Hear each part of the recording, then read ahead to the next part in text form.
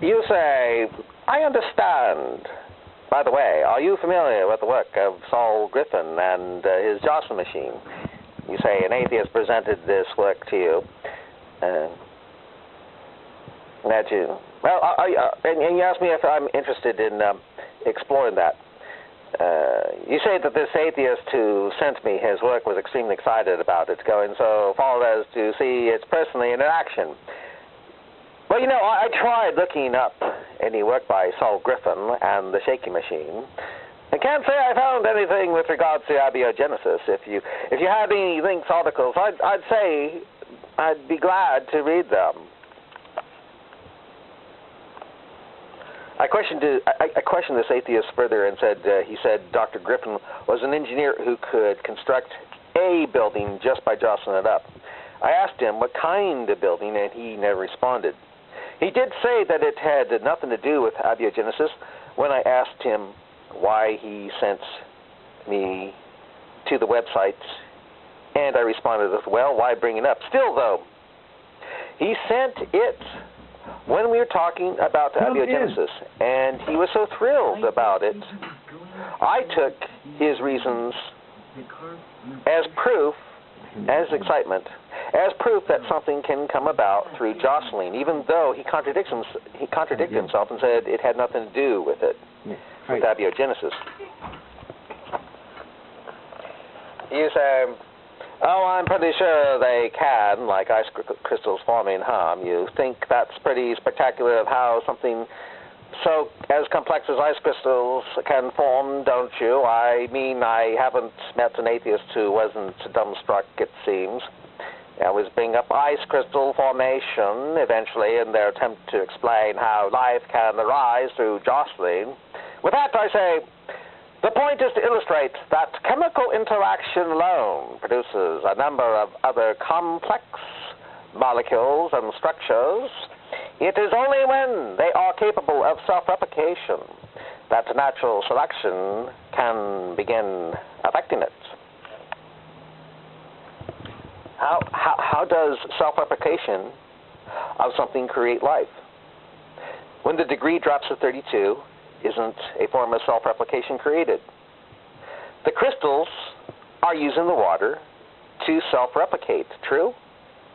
Yet you don't see real living frosties. I've got a question for you. You take certain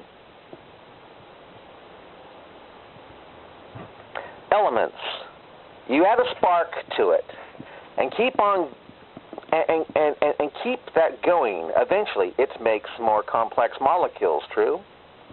It makes the, quote, building blocks of life, true? How many years can these complex molecules lay on the bottom of the sea before they degenerate? If it's by event, it's tossed up into the upper part of the sea, and it falls down until a current carries it into the vent again, true? You feel, as an atheist, that it has to wait for a current to push it into the hot vent again, true?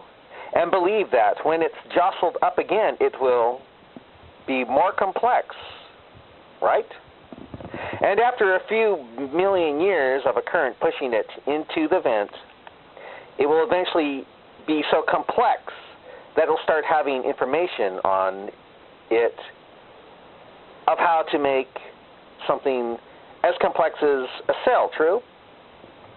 But why should it be becoming more complex instead of just making a long strand of DNA that tells it to be an ignorant piece of rock? Why should such jumbling and jostling make it want to start forming something on par with a complex cell? To say natural selection kicks in is to say it's natural that nature wants to make something complex, to make a selection, flying counter to the notion that if something is jostled about, it usually ruins it. You say, yeah, if human life arose through non-determined evolutionary processes, it seems that it would support the atheistic point of view for sure. To believe in God, you'd have to believe God had an incredible amount of patience and possibly throw Genesis out the window for sure. And with that, I say, more specifically, the God of the Abrahamic religions. So you are open to other gods, right? Now, there are a number of other definitions of God that would still be permitted and not considered in conflict. Gods with incredible patience, I see. You say, it's naturalistic to believe that if you jostle about atoms long enough, they will not only form complex molecules, but the strands of RNA, DNA will then form a complex cell.